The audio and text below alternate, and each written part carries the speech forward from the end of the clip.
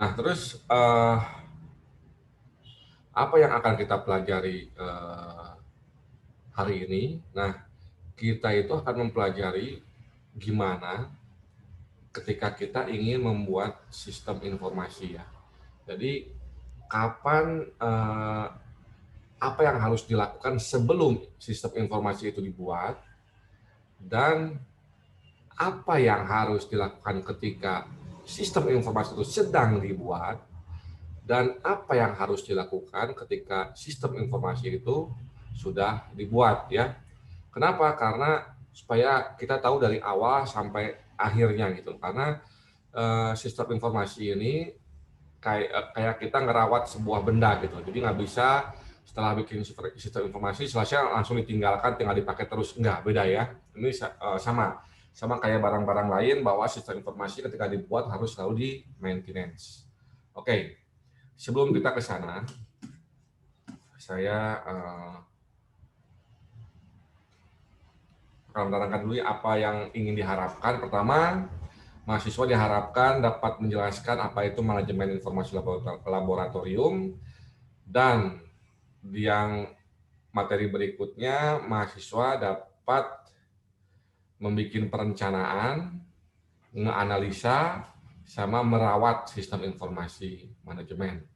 Oke, pesan hari ini kita tahu ya sekarang lagi masih masanya COVID ya, tapi sayangnya anjuran-anjuran protokol kesehatan itu kurang ditaati ya. Jadi sekarang cukup mengerikan, rumah sakit pada penuh, dan tenaga medis kewalahan, kasihan ya. Nah, itu padahal di Quran sendiri itu sudah ada pedoman-pedomannya gitu. Kalau misalnya ada wabah, jangan ke sana. Jikalaupun udah di tempat wabah, jangan pindah-pindah ke tempat lain. Terus menjaga kesehatan, menjaga kebersihan, tapi kok sayangnya banyak yang lupa menggunakan hal ini. Oke.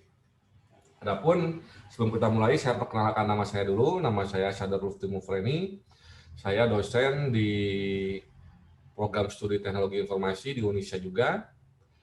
Saya lahir di Tasikmalaya. SD saya SD Negeri 2 Sukasari Tasikmalaya, kemudian saya SMP-nya di Tasikmalaya juga, kemudian SMA saya pindah ke Jogja, merantau ya ke Jogja, sekolahnya di SMA Muhammadiyah 1 Yogyakarta. Setelah itu saya juga pindah merantau ke Depok ya, ke Universitas Indonesia untuk mengambil ilmu komputer. Nah, setelah itu saya kerja selama 3 tahun, habis itu saya mengambil S2 saya di Universitas of Stuttgart di Jerman untuk mengambil teknologi informasi. Oke, ini perkenalan dari saya ya. Sekarang kita masuk saja ke materi ya. Materinya yang akan kita pelajari dalam sesi pertama ini, yaitu apa itu sistem informasi laboratorium. Yang kedua, peran sistem informasi laboratorium, evolusi, terus pendukung pengambil keputusan, dukungan pengembangan sistem informasi, brainstorming, dan apa yang harus bisa dilakukan oleh seorang TLM dalam sistem informasi laboratorium. Kemudian nanti kita lihat contoh kasusnya. Hal ini yang menjadi dasar ketika nanti kita akan membuat sebuah sistem informasi laboratorium.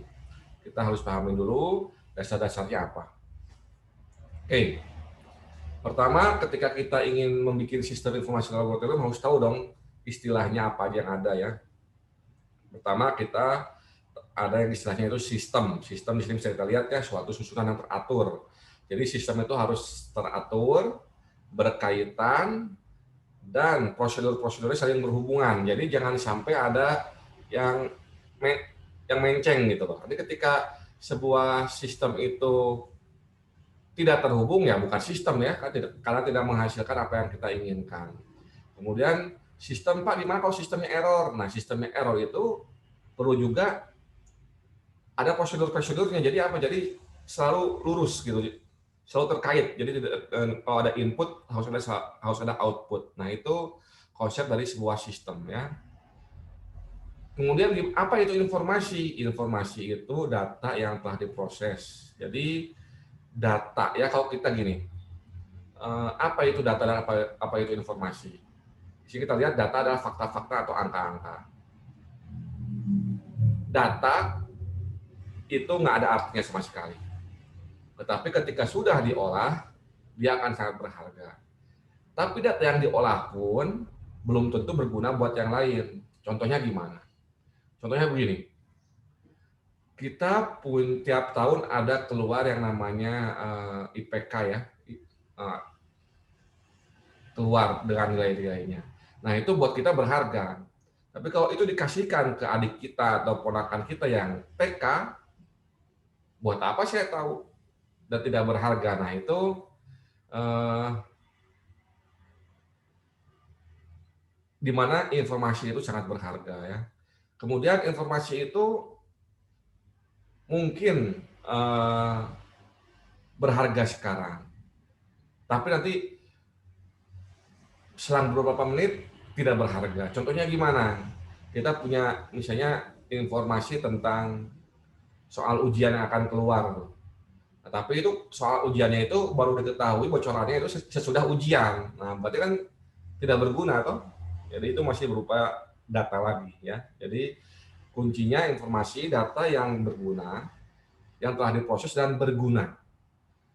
Apakah itu harus tepat waktu, apakah itu keasliannya harus benar-benar real, dapat dipertanggungjawabkan. Nah, itu ada faktor-faktor di mana informasi itu dapat dikatakan bermanfaat dan bagus gitu ya. Oke. Nah, ini kedua istilah tersebut. Kemudian kalau digabungkan itu ya, kita punya sistem informasi laboratorium. Jadinya dia mengumpulkan, mengolah dan menyajikan data dengan rapi. Kenapa dengan rapi? Karena mudah dibaca ya. Karena mudah dibaca, itu jadinya berguna buat kita gitu loh. Jadi kalau misalnya eh, ada hasil testing, misalnya hasil testing golongan darah gitu ya, tapi isinya itu nama nama apa? Nama regennya itu di top level semua gitu loh, di baris pertama, terus nanti angkanya cuma di baris di kolom pertama, kan enggak nyambung. Nah itu jadi kurang bagus ya. Jadi harus rapi, mudah dibaca dan tepat waktu. Tadi kan saya bilang kayak informasi yang bagus itu kalau ada pasti perlukan gitu. Kayak soal ujian harusnya kan keluarnya sebelum ujian toh.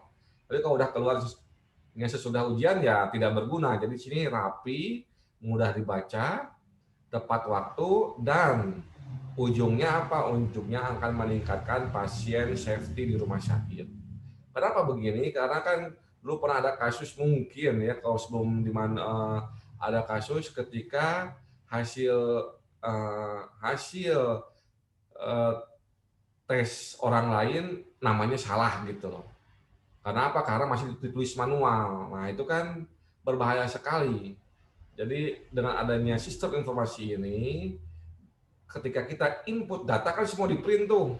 Kalau saya waktu kemarin ngecek di puskesmas aja ya, waktu tracing itu kan dia di print semuanya, langsung di lem gitu loh. Jadi itu udah bagus dan itu meminimalkan resiko dari manusia. Jadi ujung-ujungnya keselamatan pasien akan menjadi nomor satu. Ya, di sini kita lihat penyajian data laboratorium yang lebih rapi, tepat waktu, dapat dimanfaatkan di luar penggunaan tradisional ya. Dan ini untuk menghindari adanya kesalahan dari orang gitu. Jadi sistem informasi itu sebenarnya mencegah human error yang tidak perlu. Oke, sampai sini ada pertanyaan? Belum ya? Saya lihat ini kameranya cuma yang nyala kok cuma 3 ya. Yang lain ada nggak orangnya ini? Coba itu yang lain dong, dinyalain dong kameranya dong. Nanti yang saya absenkan cuma 3 orang aja nih, jadi udah kayak 5 orang sekarang. Ya, nanti Takutnya titip absen tidur lagi nanti. Oke, mana yang lainnya ini baru keluar 1, 2, 3, 4, 5, 6, 9 ya. 9, oke ya. Nah, nggak apa-apa, belum mandi juga nggak apa-apa lah ya. Yang penting kalau perempuan pakai pakai hijab, laki-laki pakai celana panjang dan pakai baju ya, janganlah pakai yang lain ya. Harus nutup aurat yang penting. Oke, kita lanjut ya. Apa itu peran sistem informasi laboratorium? Di sini kita lihat yang pertama adalah manajemen laboratorium. Diharapkan dengan adanya SIM informasi laboratorium ini membuat manajemen itu efektif dalam mengambil keputusan. Jadi tidak ada kesalahan dalam menyampaikan data gitu ya. Gimana eh, gimana kok bisa tadi? Karena meminimalisir human error. Kemudian kita bisa melihat data secara keseluruhan gitu. Misalnya regennya udah habis atau alatnya ada yang rusak ya, kayak kemarin kita bikin pakai Excel itu kan buat bisa memantau alat kerusakan alat ada berapa. Itu masih sederhana ya. Coba kita kan tahu itu di file doang. Coba kalau itu disimpannya di Google Form atau di Google Sheet.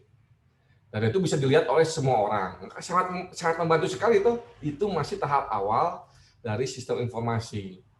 Kita bisa melihat rangkuman alat yang rusak berapa, terus kemudian kita bisa melihat bahan-bahan yang udah mau habis di mana gitu. Itu kalau dikembangkan lebih lanjut nanti bisa keluar yang namanya SMS tracking ya, kalau udah mau habis regennya dia kontak ke suppliernya minta dikirim. Terus misalnya ada alat rusak bisa langsung ke servisnya nanti, atau ada laporan tiap bulan apa nih yang tren di masyarakat sekarang. Nah, itu bisa diolah ke sana gitu. Dan ini harus ketika kita bikin sistem informasi itu harus bermanfaat ya. Jadi jangan sampai kan ada tuh orang yang hanya menghabiskan anggaran doang ya, anggaran belanja bikin pas sudah bikin ya balik lagi ke manual. Kenapa? Karena nggak mau belajar ketika ada sesuatu yang baru gitu. Padahal kalau sudah terbiasa, ini akan menjadi sesuatu yang bagus ke depannya gitu. Nah, ini saya menemukan beberapa tempat yang begitu. Jadi ketika dibikin semangat tuh, tapi ketika sudah jadi ternyata eh, setahun habis itu nggak dipakai gitu loh. Itu kalau saya ketemu yang itu saya sedih ketika bikin aplikasi kayak nggak dipakai sesudahnya. Nah, jadi harus selalu bermanfaat eh,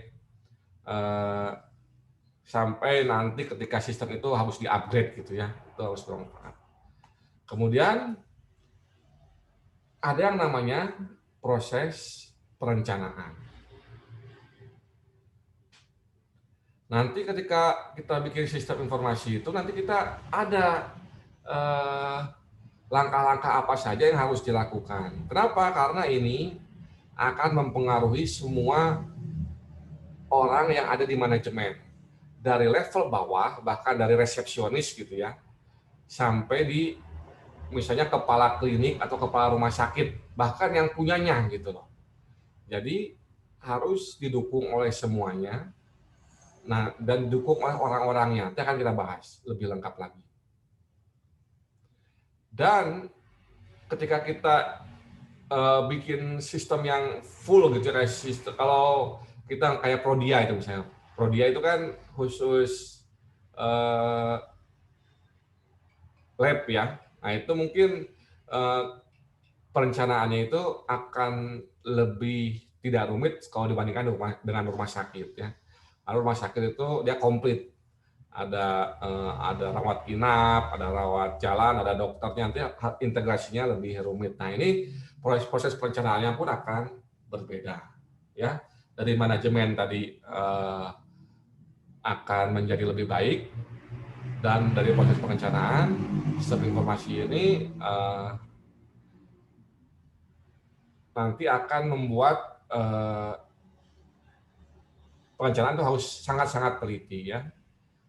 dan semua orang harus terlibat. Oke.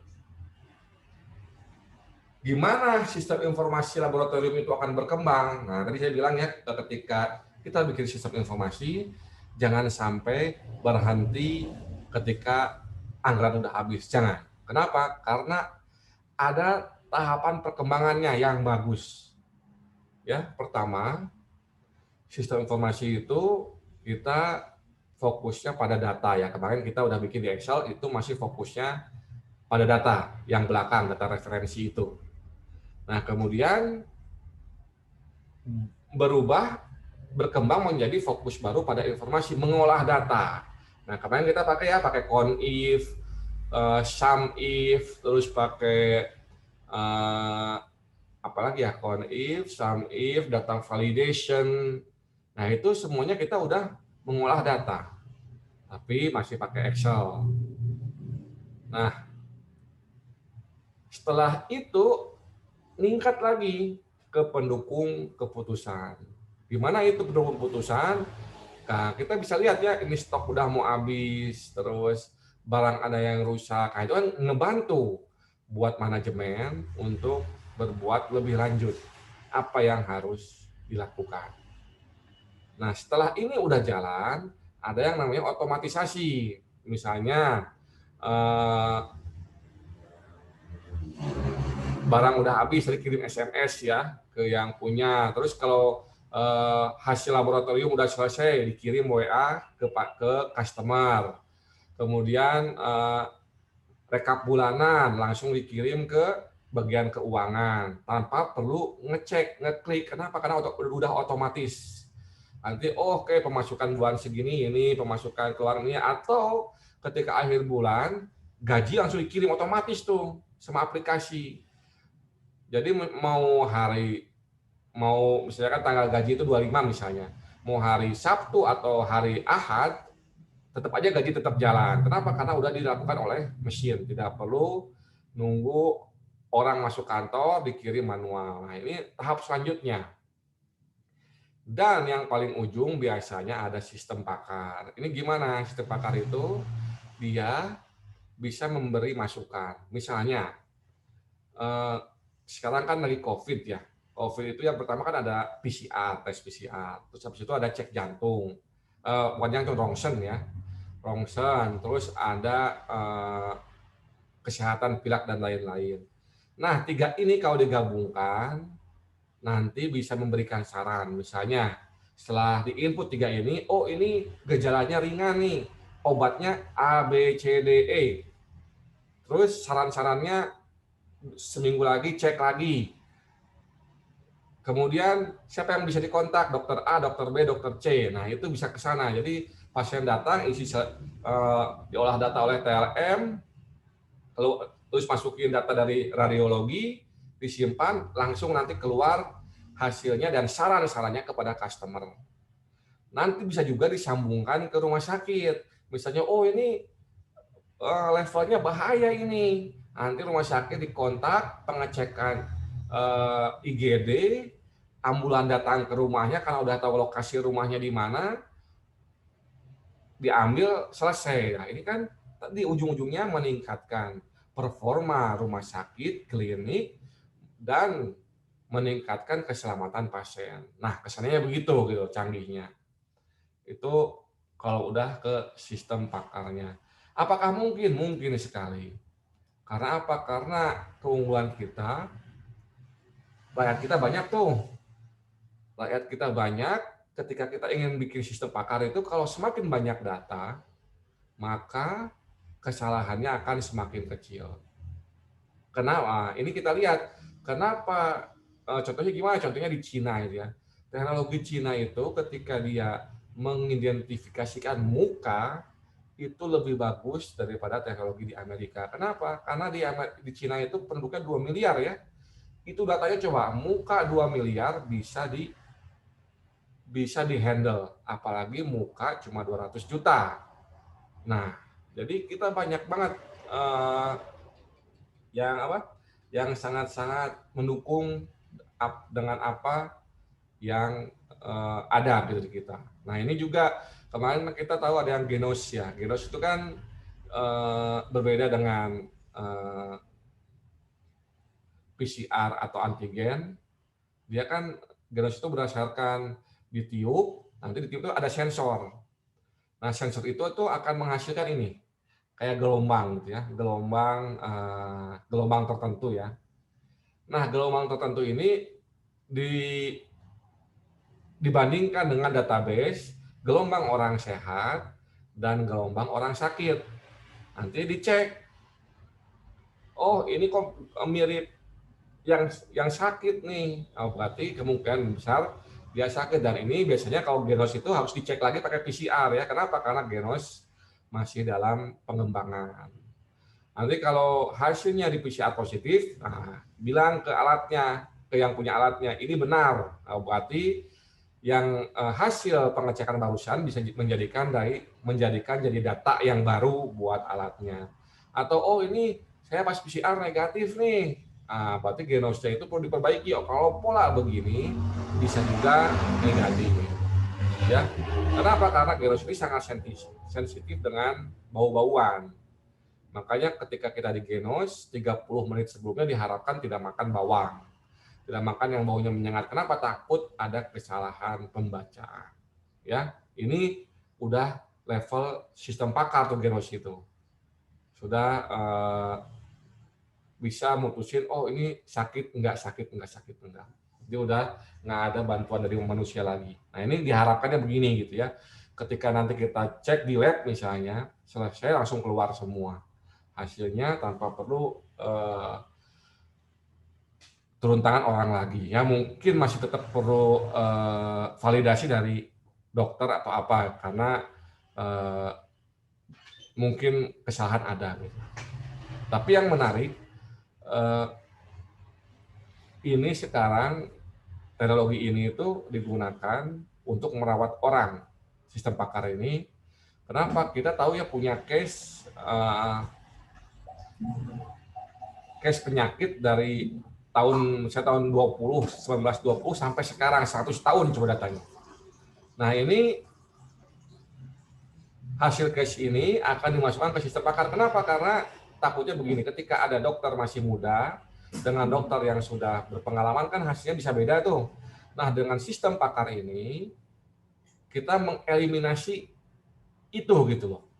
Jadi ketika ada orang dengan gejala A, langsung keluar ininya kemungkinan sakit apanya. Nah sebagai dokter kita bisa memvalidasi, oh ini kayaknya nggak mungkin deh, oh ini mungkin, oh ini nggak mungkin. Atau misalnya ketika ada orang ngecek untuk di lab gitu ya, kemudian keluar hasilnya, terus ada keputusannya orang sakit ini. Nah, nanti kan yang TLN kan harus baca dulu tuh, datanya benar nggak tuh? Oh benar datanya, oke berarti validasinya oke. Atau oh ini datanya kok ada yang salah perhitungannya ya, atau ada yang kurang dari sini. Nah, itu bisa jadi alternatif perbaikan dari sistem ya. Tetap aja ada orang yang akan melakukan validasi. Ini evolusinya.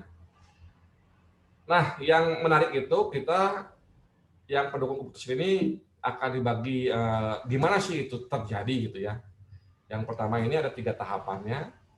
Yang pertama yang menelusuri permasalahan ya. Kenapa? Karena kalau kita tahu permasalahannya, maka kita tahu keputusan apa yang akan dibuat. Kemudian setelah tahu permasalahannya, dibikin solusinya. Ada beberapa macam solusinya A, B, C, D. Kemudian pilih yang mana yang paling pas. Ya ini apa yang dilakukan oleh pengambilan keputusan. Tahu masalah, tahu kata kunci solusi yang ada, diberikan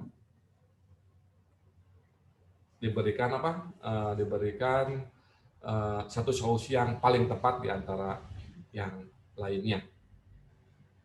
Oke. Sampai sini ada pertanyaan? Oke, ini kameranya sudah mulai sampai halaman 2. Oke ya, kita tunggu. Masih ada 5 halaman lagi ya. Dari saya, mungkin di tempat lain beda-beda keluar. Nah,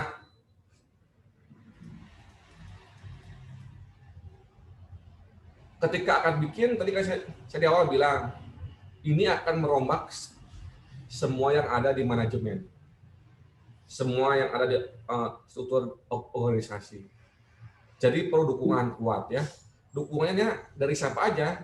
Pertama, tentunya dukungan dari manajemen dan organisasi. Dari level paling bawah sampai level paling atas ya. Dari maksudnya dari yang bahkan sampai yang pemilik modal gitu loh. Kalau pemilik modal pastinya mau lah ya dengan ini, tapi kan uangnya dari pemilik modal, apakah dia mau invest untuk membuat sistem informasi laboratorium ini? Kemudian apakah pimpinannya itu mau meluangkan waktu dan belajar dalam pembuatan sistem informasi laboratorium ini? Apakah mau atau enggak? Kemudian apakah nanti organisasinya akan bisa mengikuti, akan harus mengikuti atau enggak? Ya, ini harus. Kenapa? Karena kalau tidak dilakukan ini, ketika sistem udah jadi, pertama tidak cocok dengan yang diinginkan oleh manajemen, bisa dibuang tuh. Kemudian ada bagian-bagian tertentu yang masih mau tradisional gitu, maunya pakai manual, dipaksa nggak bisa. Kenapa? Karena itu senior-senior. Nah, itu juga berbahaya. Jadi ketika bikin ini harus di dukungan manajemen dan organisasi. Nanti ada peraturan baru, terus ada pelatihan. Nah, peraturan baru kan itu kan mengubah gimana cara orang kerja. Pelatihan akan membuat performa perusahaan sedikit berkurang, tapi nanti setelah berhasil akan maju. Kenapa? Karena sebagai gambaran ya, harga pengembangan software itu bisa sampai miliaran harganya. Kan miliaran itu bukan duit kecil ya. Ketika itu salah mengambil keputusan atau tidak didukung oleh yang ada, maka itu akan sia-sia, bahkan akan mendorong perusahaan tersebut ke menuju bangkrut gitu loh. Ada beberapa perusahaan case-nya saya pernah baca di internet itu, dia ingin merestrukturisasi manajemennya dengan sistem informasi, tapi dukungannya kurang kuat di organisasinya. Kenapa? Karena tidak ada orang yang masuk dalam perencanaan secara totalitas. Nah, ketika dibikin, malah bikin perusahaan itu mandek gitu. Misalnya, dia dengan cara yang tradisional itu bisa mendapatkan 100.000 klien dalam sebulan. Ketika udah ada sistem informasi, cuma dapat 1.000. Kenapa? Karena sistemnya nggak kuat untuk dijalankan, nggak ngedukung. Ya mau nggak mau kan hilang konsumennya tuh. Akhirnya bangkrut ya. Jadi dukungan manajemen dan organisasi itu sangat penting. Kemudian tentunya setelah dukungan ini sumber daya manusianya harus mumpuni ya, jangan yang malas-malasan. Ketika ada perubahan, saya malas nggak mau atau ketika ada perubahan atasannya nyuruh ke anak buahnya, nih login saya nih, isiin dong, nih login saya tolong klikin atau tolong emailin. Nah itu jangan ya, bahkan kalau email itu harusnya dipegang oleh sendiri. Jadi jangan sampai login apapun itu dikasihkan ke orang lain. Karena apa? Karena itu tanggung jawab. Ketika orang login ke sistem, artinya semua yang dilakukan itu merupakan tanggung jawab dia. Nanti kita nggak bisa bilang gini, oh yang masukin anak buah saya. Nggak bisa itu. Di sistem informasi itu harus dia yang lakuin. Nah sebenarnya ini bagus ya, membuat SDM kita kompetitif dan tidak membuat orang lain kerjaannya terlalu banyak ya. Kalau sekarang kan bisa tuh misalnya bikin laporan gitu, atasannya bilang, kamu tolong bikinin dong laporan buat saya, ketikin, nanti saya tanda tangan. Nah sekarang kan bisa gitu. Tapi nanti kalau pakai sistem informasi, dia yang harus login, dia yang harus klik. Karena kalau ada kesalahan input, dia yang salah, ya. Jadi sumber daya manusianya itu harus siap juga. Oke? Setelah manajemen ada, organisasi oke, SDM oke, apalagi ya barangnya atau infrastrukturnya ya. Karena apa? Infrastruktur pun akan mahal. Pertama harus beli PC baru, ya minimal server ya untuk membuat sistem informasi ini. Kemudian jaringannya harus ada. Bahkan kalau dia antar jaringan antar kantornya bisa di seluruh Indonesia, maka jaringan internetnya pun harus ke seluruh Indonesia. Nah, ini menjadi faktor penentu juga. Karena secara kasar itu ya, kalau kita bisa bikin sistem itu porsinya sama 30, 33, 33, 33. Misalnya kita bikin sistem 1 miliar, ya siapkan anggaran buat SDM-nya pun sama 1 miliar. Terus buat infrastruktur pun harus sama 1 miliar ya. Itu supaya apa? Supaya maksimal gitu. Nah, meskipun ini tidak baku ya. Tapi kalau bisa disediakan semuanya secara totaliter ya. Jadi jangan sampai ketika kita bikin aplikasi bisa diakses oleh semua bagian, taunya komputernya belum ada, terus LAN-nya belum ada, ya ujung-ujungnya apa? Ujung-ujungnya nulis dulu, habis nulis dibawa ke ruang administrasi, diketik lagi, habis ketik lagi dipasang dulu kabelnya, karena apa? Karena cuma ada 1 kabel tapi ada 5 komputer, nah ini kan belum siap kalau begini. Dengan kalau semua udah siap gitu ya, misalnya kita misal ada pasien gitu, pasien lewat jalan,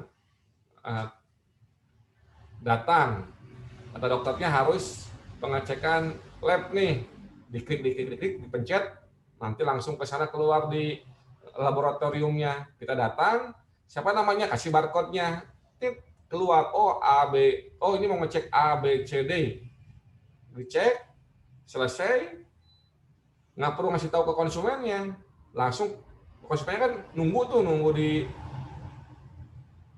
ruangannya misalnya.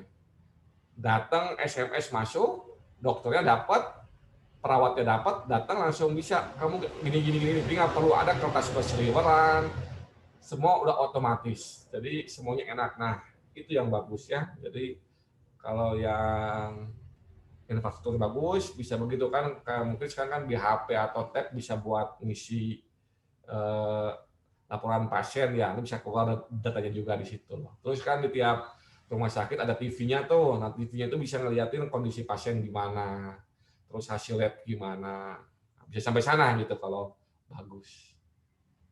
Nah setelah dukungan ada, kita udah memulai nih. Oke, mulai. Nah sebelum mulai kita harus tahu apa aja yang harus dibuat. Nah di sini kita harus brainstorming ya, kita ngumpul stakeholder bagian tertentu, terus dibicarakan, ini kita mau bikin apa? Bagian mana aja yang akan dikomputerisasi? Apakah semua sekaligus? Apakah dananya mencukupi? Siapa aja yang akan pakai? Siapa saja yang akan terlibat? Siapa saja yang akan terkena efeknya? Nah, ini harus dicek. Karena ada gini, ada klien, dia itu maunya A, B, C, D, E, F. Mau bikin inilah ya, mau bikin dinosaurus istilahnya. Ketika konsultasi sama orang IT, harganya itu pesawat terbang. Kaget. Wah, kok mahal begitu? Akhirnya asalnya dinosaurus jadi kambing. Kenapa? Karena budgetnya tidak mencukupi. Nah, ketika perubahan itu kan efeknya akan banyak banget ya. ketika kita ingin bikin aplikasi yang besar dan komplit, dana nggak ada, jadi kambing. Jadi bagian tertentu, nah ini harus sangat perlu dibicarakan oleh semuanya. Mungkin levelnya bisa level pimpinan dulu lah ya, pimpinan, kepala bagian. Nanti kepala bagian itu bilang ke anak buahnya yang paling bawah, ini akan diubah, perubahannya akan A, B, C, D, E. Jadi jangan sampai aplikasinya datang, udah jadi, dan yang bawahannya itu tidak mengenal sama sekali proses bisnisnya. Karena apa? Karena udah diubah semua. Yang biasanya nginput dulu baru misalnya gitu ya, nginput dulu baru ngasih nama, sekarang nama dulu baru ngasih nginput. Itu kan bisa sangat rumit sekali. Nah, tapi perubahan manajemen ini atau perubahan prosedur ini ada yang bagus, ada yang berefek buruk ya. Yang bagus sih nanti SOP-nya akan menjadi lebih bagus. Kenapa? Karena orang lain yang lihat, praktisi yang lihat. Dia melihat, oh perusahaan kamu ini atau lab kamu ini ada yang tidak sesuai prosedur nih. Kok menginput data dulu baru ngasih nama? Harusnya ngasih nama dulu menginput data. Kenapa? Takutnya salah. Nanti kita udah ngetik lama, oh ini yang siapa ya? Ada 2 nama di depan kita. Nah, itu berbahaya. Karena kalau kita ngetik nama dulu, terus bawahnya, itu kan kita bisa lihat, oh ini punya si A. Nah, itu harus direncanakan sampai ke detail. Jangan sampai semua bagian nggak tahu gitu. Ya, karena akan nanti ketika proses transformasinya kurang lancar. Apakah di brainstorming ini bikin aplikasinya bisa nggak jadi? Bisa. Ya, di sini. Ketika brainstorming, kita melihat masalah apa yang akan dibuat, apa yang akan diselesaikan, bagian mana yang akan direncanakan, terus tujuannya apa, kita tadi ketemu konsultan, melihat studi kelayakannya, oh duitnya belum ada uangnya, ya udah ditolak dulu aja. Atau, oh cuma ada 3 bagian yang bisa sekarang, uangnya udah ada 3 bagian. Nah, buat apa 3 bagian? Kita maunya semua. Nah, dimundurin dulu bisa itu. Nanti ketika tahun depan kita brainstorming lagi, semua bagian oke, baru kita mulai ya. Jadi jangan sampai ketika kita bikin sistem informasi itu hanya untuk menghabiskan anggaran. Jangan itu. Karena mubazir nanti. Jadi harus ada masalahnya apa yang ingin diselesaikan, membuat studi kelayakan, kemudian baru akan diterima. Itu yang bagus. Kemudian apa sih yang harus dilakukan oleh seorang TLM ya? Nah, di sini TLM kan dia ke manajemen laboratorium ya. Di sini seorang TLM harus dapat mengetahui desain sistem yang berguna, mudah dipahami dan mudah digunakan. Jadi ide dari TLM gimana prosedurnya gimana, dan yang enak buat dia apa gitu. Dan terutama tidak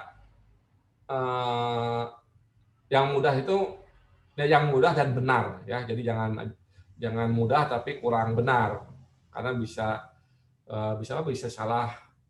kesalahan manusianya bisa ada di situ gitu. Nah, itu kurang bagus. Kemudian desain sistem harus mendukung tujuan utama dari laboratorium. Iya, betul. Ini sangat sekali. Jangan sampai nanti ketika kita bikin sistem laboratorium menyusahkan seorang TLM-nya. Jangan sampai itu. Buat demi orang lain supaya lebih gampang, orang lain maunya gini, maksudnya saya mau nantinya di-scan nih. Semua data pasien di-scan. Nanti langsung otomatis kebaca sama laboratorium, padahal scanan itu kan kurang bagus. Bisa ada salah baca, atau yang kita ujian kan seperti lingkari itu, bisa salah melingkari.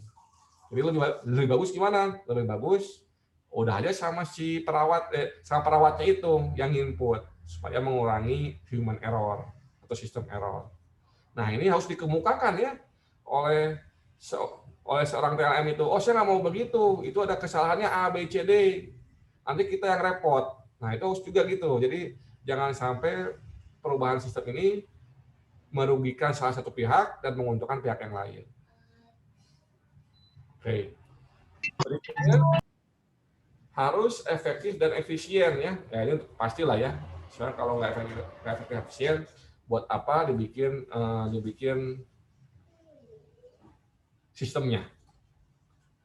Kemudian yang terakhir, dirancang dengan sangat-sangat teliti, rinci. Ya, seorang konsultan IT yang baik ketika akan bikin aplikasi seperti ini atau bikin aplikasi ke rumah sakit, dia akan mendatangi semua bagian. Dia akan nanya apa yang suka dilakukan, apa yang harusnya dilakukan, dan apakah yang dilakukan sekarang itu sesuai dengan prosedur yang ada nggak? Nah itu nanti harusnya gitu, dia konsultasi. Maunya kayak gimana, inputnya apa, outputnya apa. Itu yang benar. Ya. Dan ini seorang TLM harus mengetahui gimana pengolahan labnya ya. Dia harus rinci, oh kalau saya seorang diri misalnya, seorang diri ada di laboratorium, saya bisa mengerjakannya semua.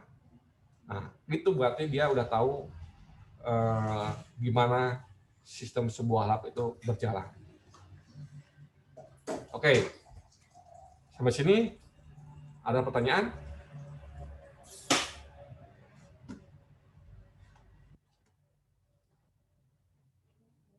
Oke, 2 halaman ya, baru dua halaman kamera. Mana yang lain nih? Kameranya belum keluar ini, kamera yang lainnya nih. Oke, kita lanjut. Nah, ini ketika perencanaan itu kita kan bisa beda-beda ya antara buat rumah sakit sama buat lab kayak Parahita gitu atau lab lebih kecil lagi kayak yang lain. Nah, ini desainnya mungkin seperti ini kalau semua lab configuration itu. Tapi sebenarnya mirip-mirip juga sih, yang bedain apa? Yang bedain itu kapasitasnya ya. Kapasitasnya, jumlah komputernya, dan mungkin alatnya ya. Kalau di laboratorium yang kecil tidak selengkap yang besar. Efeknya apa? Efeknya ya tadi kompleksitasnya, ketika yang kecil mungkin karena alatnya dikit, dia bisa langsung terhubung ke jaringan gitu ya. Ke jaringan, nanti jaringan diolahnya di mana? Diolahnya pakai komputer yang lain tuh. Komputer yang ini satu aja. Ini alatnya dimasukin ke jaringan dan diolahnya oleh satu komputer. Nanti hasilnya ini diakses oleh komputer-komputer yang kecil lainnya. Oke. Ini di sini kita lihat alatnya cuma satu ya. Alatnya maksudnya alat yang sama cuma satu. Nah, sedangkan kalau udah skala besar mungkin ada alat yang sama di tempat yang sama atau tempat berbeda. Nanti supaya tidak pengoperasiannya mudah, alat-alat yang tersebut itu dibagi subbagian gitu. Ada subbagian server di ruangan di lantai 1, server di lantai 2. Tapi semua data ini tetap aja disimpan di server yang utama. Kenapa ada banyak di sini? Supaya karena itu tadi ya, karena datanya nggak begitu. Kalau yang ini kan, kalau yang sebelumnya ini datanya kan nggak begitu banyak, makanya satu server cukup untuk semua. Kalau yang ini untuk menghindari data yang tabrakan atau collision, ya data macet karena banyaknya perpindahan data, disimpan di lokalnya dulu. Data hasil disimpan di lokal komputer ini, data hasil di gedung B misalnya disimpan di komputer yang gedung B, data hasil di gedung C disimpan di gedung C, dan data hasil di gedung E disimpan di gedung E. Nanti semuanya itu disatukan di server. Tapi karena ini masing-masingnya diolah sendiri, jadi jaringannya itu lebih mudah. Ya. Coba kalau ini langsung gitu, nanti langsung masuk ke sana, langsung masuk, ini bisa berat ini. Ya, Jadi nanti server ini hanya mendapatkan data jadi, nggak ada data yang pengolahan software pengolahannya itu ada di server masing-masing. Ya, ini juga berefek kepada apa? Kepada karena ini karena banyak komputernya mungkin ke lisensinya ya, lisensi pengolahan hasil labnya. Tentunya kalau ada 4 komputer sangat berbeda dengan cuma 1 komputer. Kalau ini kan satu lisensi nih. Kalau ini mungkin ada 4 atau 5. Nah, ini juga harus menjadi pertimbangan ya. Pertimbangannya gimana sih skala apa yang akan kita bikin. Ya. Tapi kalau dari sistem dari softwarenya untuk pengolahan lab mungkin sama ya, dari yang lab kecil sampai lab besar, kayak pengolahan gudangnya, alatnya, terus reagentnya itu sama. Nanti yang beda ketika datanya apa? Datanya perlu mesin yang besar tentunya.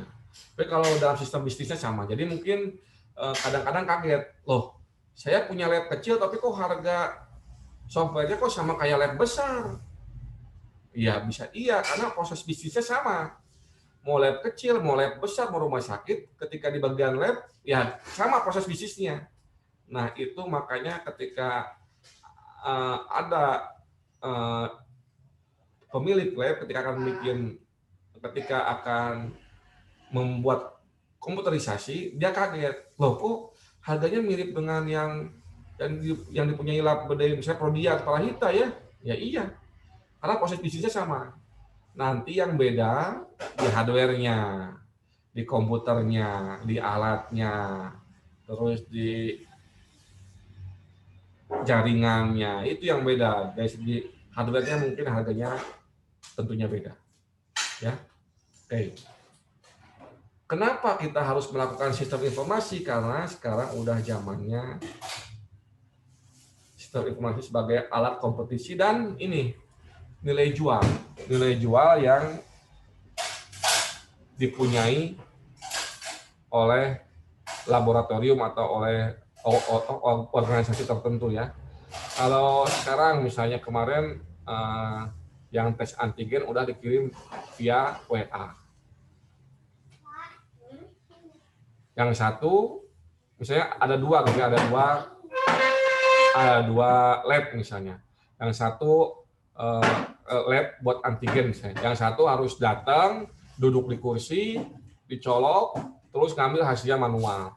Yang satu bisa drive-thru pakai motor, pakai mobil, dicolok, langsung pulang, nanti hasilnya keluar. Nah, orang kalau harganya sama, orang pasti pilih yang ada drive-thru-nya, diantar hasilnya pakai via WA. Orang pasti milih itu. Dengan harga sama, bisa dipastikan pasti milih itu. Nah, ini jadi sistem informasi itu bukan dipandang sebagai kebutuhan PLM atau perawat atau dokter atau yang berkecimpung di situ, tapi buat nilai jual dan buat menarik konsumen juga. Nah, di situ sistem informasi akan sebagai aset. Ya. Ini yang sekarang menjadi booming ya. Kita lihat dulu kita punya ojek pengkolan ya, sekarang udah ada ojek online. Ojek pengkolan dulu protes, sekarang mereka jadi ojek online juga. Kenapa? Karena sistem informasi itu sebagai nilai jual. Yang dulu ojek itu harganya tidak ada patokannya, sekarang ada. Nah, ini nilai plus tambahannya. Kemudian kayak Traveloka ini kita mesen hotel, mesen tiket, nggak perlu keluar terus ke travel minta tolong check-in, jamnya ada berapa. Kalau ini kan langsung keluar semua, harganya berapa, mau milih lewat mana, mau jam berapa. Jadi kita bisa tahu sendiri harganya, transparansinya itu bagus. Atau ada online shopping ya, sekarang kan kalau misalnya kita beli mainan aja, di shopping di online ini lebih murah kadang-kadang ya. Bukan kadang-kadang, hampir dipastikan sih kalau bukan di Jakarta, kalau di Jogja itu pasti saya coba nyari mainan yang sama, mainannya agak besar ya, itu lebih murah di online, meskipun dengan ongkir. Tapi kalau mainannya kecil atau barangnya kecil dan berat, nah itu masih lebih murah beli offline. Tapi ketika itu barang itu harganya cukup mahal, kemudian ringan, nah biasanya di online lebih murah karena ongkirnya lebih murah dan tidak ada biaya gudang dan biaya modal. Nah, ini makanya jadinya berkembang pesat. Kalau saingannya tidak bisa membuat sistem informasi yang sama akan terlintas ya, kayak kita tahu banyak ya toko-toko yang tutup sekarang karena pandemi. Kenapa? Karena dia tidak mempersiapkan diri untuk jualan online. Jadinya bisa terlindas. Yang terakhir saya pernah lihat itu dulu di aplikasinya Uniqlo itu nggak bisa beli online. Sekarang bisa beli online. Mungkin dia tahu bahwa dalam pandemi ini online akan lebih menguntungkan. Ya. Nah, gimana sih perkembangannya? Dulu itu komputer itu isinya itu kayak ini, kayak tabung silindris, ada bolong-bolong, ada tabung silindris, tapi ada yang muncul keluar. Nah, muncul keluar ini buat nandain itu on atau off ya, on atau off. Nanti alat itu muter kayak itu loh, kayak alat musik yang diputar, nanti bunyi kan, ada bunyi lagunya. Nah, persis seperti itu. Dia diputar nanti buat tenun baju gitu. Nanti ketika ada yang runcing, berarti kan neken tuh. Nanti berarti benangnya keluar. Ketika nggak ada yang neken, benangnya ke dalam. Nah, ini keluar dalam itu on off itu akhirnya menjadikan sebuah ide, oh kenapa nggak pakai saklar aja? Saklar itu relay kalau elektroniknya. Jadilah sebuah komputer isinya relay. Gede sekali ya. Bisa seluas 2 kali lapangan sepak bola. Nah, ketika ada relay gitu, terus kadang-kadang ada kecoa masuk nih. Kecoa masuk, konslet. Nah, atau kumbang masuk, konslet. Error kan disebutnya. Bahasa Inggrisnya apa? Bug.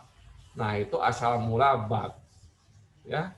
Jadi ada lebah atau ada kumbang masuk ke komputernya itu, konslet, ada bug. Nah, itu. Kemudian muncul namanya transistor. Komputernya akan semakin mengecil. Muncul lagi mikroprosesor. Nah, keluar yang namanya IBM XT. Keluar lagi silikon. Kayak sekarang ya. Itu sudah berkembang jauh. Dan hardware-nya itu sudah mentok. Kenapa? Karena jalurnya udah sangat kecil sehingga elektron pun tidak bisa jalan. Sekarang yang dikembangkan apa? Multiprosesor. Jadi kalau HP-nya kan 8 core, 3 core, nah itu isinya itu 3 prosesor sekaligus. Kenapa? Karena satu prosesor udah nggak bisa ditingkatin lagi, kecepatannya udah mentok, jadinya menggunakan banyak prosesor dalam satu alat gitu loh. Perkembangan ke sini gimana? Perkembangan ke sini itu komputer itu bisa belajar apa yang namanya artificial intelligence ya. Nah, bisa belajar, bisa mendeteksi, sekarang bisa mendeteksi penyakit, mobilnya bisa jalan sendiri. Apakah nanti kemudian bisa menggantikan manusia? Nah, ini menjadi isu. Kenapa? Karena kalau kita bisa bikin robot ya, bikin robot bisa berpikir sendiri. Nanti dia bilang, oh saya ini ngapain saya diperintah oleh manusia? Saya bikin robot aja yang lain. Sepintar robotnya itu. Bikin banyak, ya udah kita mau bebas, kita jajah aja manusia. Nah, itu kalau kalian pernah lihat film Terminator, Matrix, nah itu ide di situ ya. Jadi karena robotnya pintar, makanya manusia dijajah oleh robot. Nah, itu perkembangan science fiction yang ada, ya.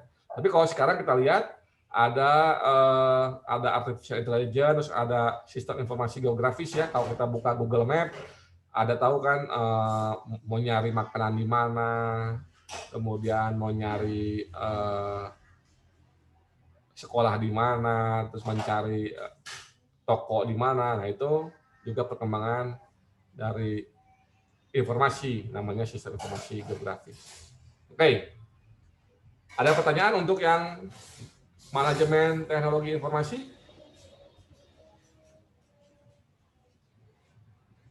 Oke, ini materi yang pertama. Ini mau lanjut atau mau istirahat dulu? Halo? Lanjut aja, Pak. Lanjut Aja, ya? Pak. Pak. Ya, lanjut ya. Lanjut. Kita lihat lagi.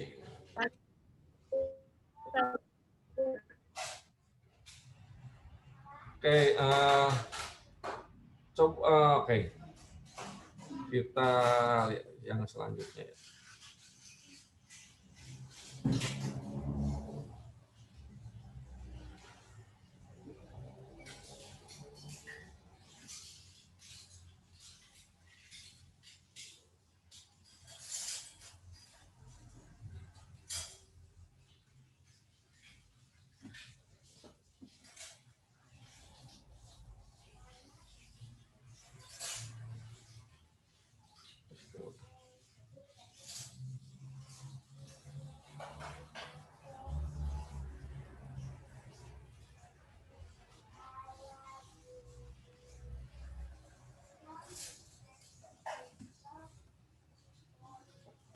Oke, kok ini masih yang tadi ya? Supaya oh, ini masih.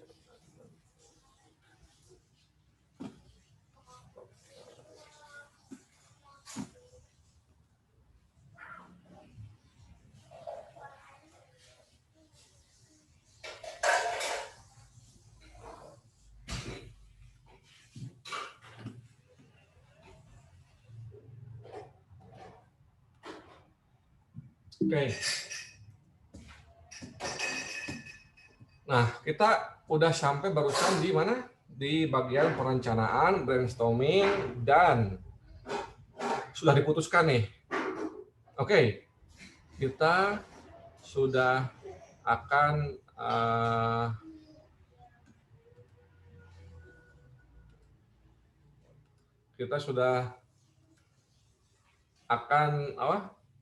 bikin sistem informasi. Apa yang harus dilakukan selanjutnya? Kita memilih metodenya ya. Metodenya di sini kita bisa lihat apa sih yang dilakukan metodenya itu. Di sini kita akan memilih prosesnya gimana, waktunya gimana, biayanya berapa, terus pengembangannya gimana. Nah, metodenya apa? Metodenya itu ada yang namanya sistem development life cycle. Jadi gimana kelangsungan, gimana tahapan-tahapan kita ingin membuat sistem informasi.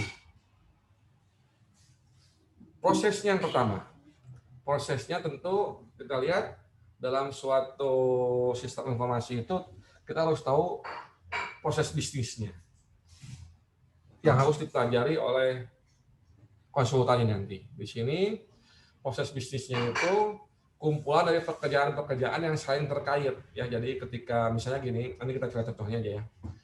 Nah, proses bisnisnya itu akan menerima input, akan diolah dan akan menghasilkan output. Apa itu proses bisnisnya? Kita bisa lihat proses bisnis itu dalam 4 level. Level tertinggi misalnya dari sebuah rumah sakit ya. Ada unit obat, unit rawat jalan, unit lab, unit radiologi. Di bawahnya unit itu ada teksnya. Jadi setiap unit misalnya unit lab misalnya, dia ngapain aja sih di situ? Teksnya itu, teksnya nanti di sini registrasi pasien, pengolahan, dan lihat hasilnya. Nah, terus ada dari taks-taks itu kan ada actionnya tuh. Misalnya registrasi, penerimaan dan penyimpanan dokumen, itu buat registrasi misalnya. Atau buat proses ya, ngambil sampel, masukin ke alat, terus menerima hasil. Nah, action ini ada prosedurnya kan, ada SOP-nya. Ketika kita menerima pasien gimana, harus pakai posisinya gimana, terus yang betul gimana, validasinya gimana. Nah, ini levelnya, dan ini semua harus dirinci. Kalau suatu organisasi yang baik itu punya ini semua ya, prosedurnya apa, SOP-nya apa, kalau ada kejadian apa, anti action-nya apa, task-nya apa, unitnya mana. Kalau ini ada semua, ketika akan dipindah ke ketika akan dijadikan sistem informasi, akan sangat-sangat mudah dan membantu sekali. Dan di sini ketika nanti akan ada pelatihan, semua lebih mudah gitu loh. Oh, kok sesuai dengan yang pernah saya lakukan ya, nah, berarti bagus itu ininya, proses bisnis laboratoriumnya bagus. Apa yang perlu dicek atau karakteristiknya dalam proses bisnis itu? Pertama, dia mempunyai masukan dan keluaran yang jelas. Jadi tidak boleh sampai ada masukan tapi nggak ada keluaran. Kayak kita bikin kayak kita ini ya, menggunakan program gitu loh. Ketika diisi terus hang, nah itu kan nggak bagus, berarti nggak definitif, itu kurang bagus karakter bisnisnya. Makanya di sini karakter bisnis harus definitif, yaitu harus jelas batasannya apa, masukannya apa, keluarannya apa. Kemudian urutannya, jadi urutannya harus jelas juga, alurnya atau prosedurnya. Kemudian pelanggan juga dapat hasilnya juga ada bagian dari proses bisnisnya. Nilai tambahnya, kemudian ada keterkaitan antara satu proses dengan yang lain ya. Ini urutan dengan keterkaitan sangat nyambung. Fungsi silang mungkin ada misalnya ada ini bisa fungsi silang itu buat mengcrosskan hasil gitu loh. Oh, ini kok kayaknya ada kesalahan dalam hasil nih. Tolong dicek ulang oleh alatnya. Nah, itu bisa digunakan juga, tapi ini opsional. Sebenarnya gampang proses bisnis itu kayak begini, ada input, ada proses, ada output. Harus begini. Tidak boleh ada input, proses, berhenti, nggak boleh ya. Atau sebaliknya output ke proses, nah itu nggak boleh. Biasanya output ke proses itu nanti outputnya itu akan berubah bentuk jadi input ya, jadi muter. Bisa itu nggak apa-apa. Tapi yang pasti ada input, proses, dan output. Dan ini juga apa yang terjadi di sebuah komputer ya. Jadi komputer itu sama, ada input, ada prosesnya, dan ada outputnya juga. Nah, apa itu inputnya? Kalau di TLM itu pertama mungkin ini ada form pendaftaran pasien, sampel dan permohonan pemeriksaan. Kemudian inputnya bisa juga register pemeriksaan pasien klinis ya, bisa itu. Kemudian ada juga inputnya daftar jenis tarif yang dipilih-pilih itu. Inputnya juga bisa register hasil pemeriksaan klinis dan klinis, buku pencatatan pemakaian regen. Nah, ini semua ini kalau diubah ke TI ini bagian yang kita input. Ini semua yang dilakukan oleh penggunanya, pengguna sistem. Inputnya itu tetap seperti ini, biasanya seperti ini tampilannya. Tapi nanti ketika proses, nah ini yang dilakukan oleh sistem informasi untuk menjadi otomatis. Ya. Jadi kalau sekarang kan manual tuh, misalnya perhitungan biaya pemeriksaan, dikotret manual gitu ya, dia di kalkulasi manual, terus perhitungan statistik itu kan laporan sebulan dikumpulkan di jumlah-jumlah, perhitungan jumlah pemakaian itu ada stok opnam ya, stok opnam per periode, misalnya per 2 mingguan, atau perhitungan jumlah pendapatan ini per bulan ya, atau per minggu. Nah, kalau manual itu bisa juga ini, tapi kan capek. Tapi karena berhubung udah ada inputnya ini bisa diubah menjadi komputerisasi. Nah, setelah dikomputerisasi, maka outputnya pun langsung keluar saat itu juga. Ya. Jadi sebenarnya sistem informasi itu mengubah apa yang kita sering lakukan, dibantu supaya hal-hal yang repetisi ini yang selalu diulang terus itu tidak perlu dilakukan lagi oleh sistem dilakukannya. Oh Pak, oh gitu Pak, yang input bisa di bantuan komputer bisa. Contohnya gimana? Contohnya itu kalau pasiennya udah pernah daftar gitu ya, tinggal masukin kodenya, semuanya keluar. Bahkan pemeriksaan yang sebelumnya juga bisa keluar di situ. Nah itu juga bisa mempengaruhi. Tadi kan saya bilang outputnya bisa jadi input ya. Jadi setelah kita input data, masuk ke database, kita bisa lihat hasilnya orang itu. Tapi ketika kita nyari orang itu pakai nomor rekam medis, kan outputnya ada tuh data orang itu. Nah, output data orang itu diklik buat pemasukan input buat daftar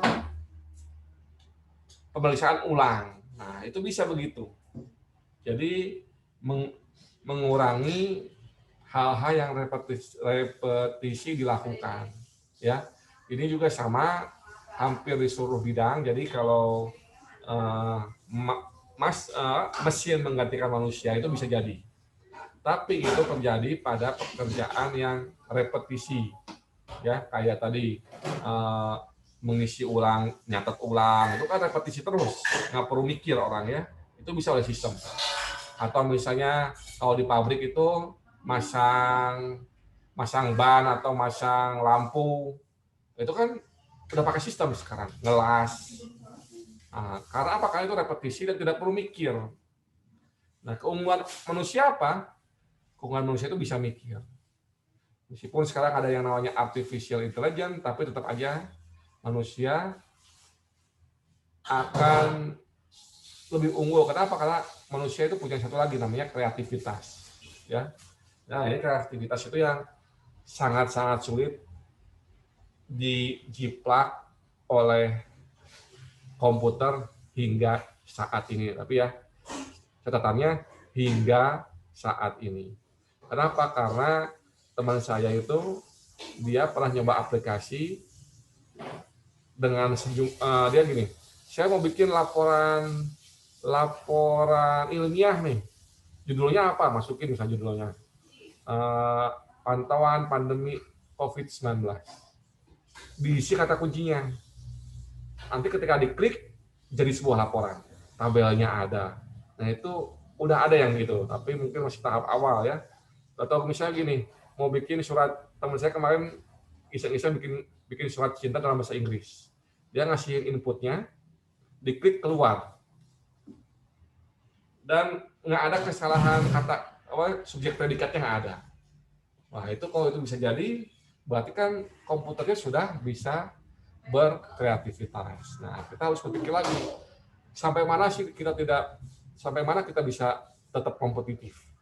Jadinya gimana? Harus belajar terus ya, itu yang harus dipunyai oleh seorang manusia. Manusia mempunyai otak, mempunyai kreativitas, dan diharapkannya belajar terus. Oke, kita udah tahu, baik lagi ya, kita udah tahu proses bisnis apa yang ingin diubah jadi diubah jadi sistem informasi.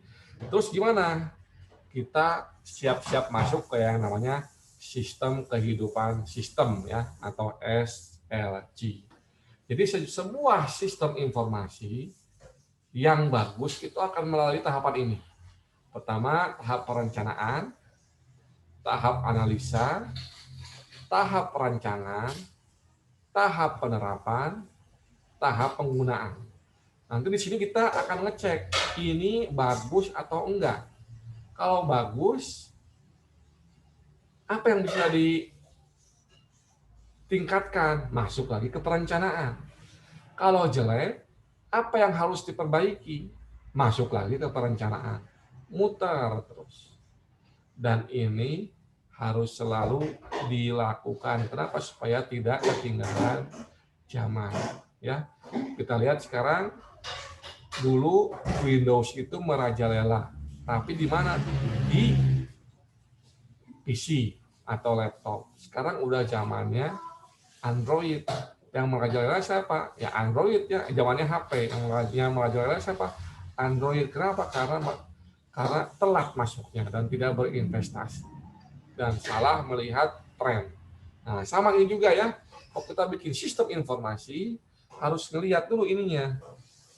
Kita harus selalu membaca lagi ya. Mungkin kalau sistem rumah sakit itu perubahannya tidak sedrastis sistem yang lain ya, kayak sistem komputer kayak Word dan lain-lain. Mungkin lebih stabil. Kenapa? Karena alur rumah sakit mungkin akan selalu tetap ya, kecuali tadi yang tambahan ngirim ke WA, lah itu mungkin sebagai informasi tambahan. Oke. Nah, kapan seorang PLM itu akan terlibat? Di sini. Nanti ketika sistem dibikin, kan akan manggil orang konsultan TI. Nanti di sini ada yang namanya konsultasi. Nanti orang TI akan nanya ke orang PLM atau kemanapun juga yang manajer, apa sih yang diperlukan. Nah, ini seorang PLM harus bisa mendefinisikan masalah. Maksudnya masalah itu cara kerja gitu ya, cara kerja dari sebuah sistem. Misalnya registrasi pasien masuk atau registrasi sampel masuk. Itu gimana? Nah, itu sebuah masalah. Kemudian nanti dikasih tahu tuh, nih kalau registrasi pasien masuk, ini loh caranya. Nah, itu kadang udah analisa. Dikasihkanlah ke yang spesialis informasi, ke orang TI-nya. Dibikinlah. Oke, jadilah rancangan sistem. Dikasihkan lagi ke manajernya. Ini betul nggak? Divalidasi ini sesuai nggak nih? Kalau udah sesuai, dibikin sama oleh orang TI-nya. Dibikin, jadi diterapkan, kasih lagi ke manajernya. Oke, kita udah jadi nih. Atur dong. Orang TI-nya akan menerapkan sistem kepada infrastruktur yang ada. Setelah itu gimana? Setelah itu orang TI-nya ke manajernya. Oke, kita latih ini, kita udah ada, kita latih dan akan digunakan. Ya. Jadi ini akan selalu ada kerjasama antara orang yang bikin TI-nya dengan orang yang akan menggunakannya.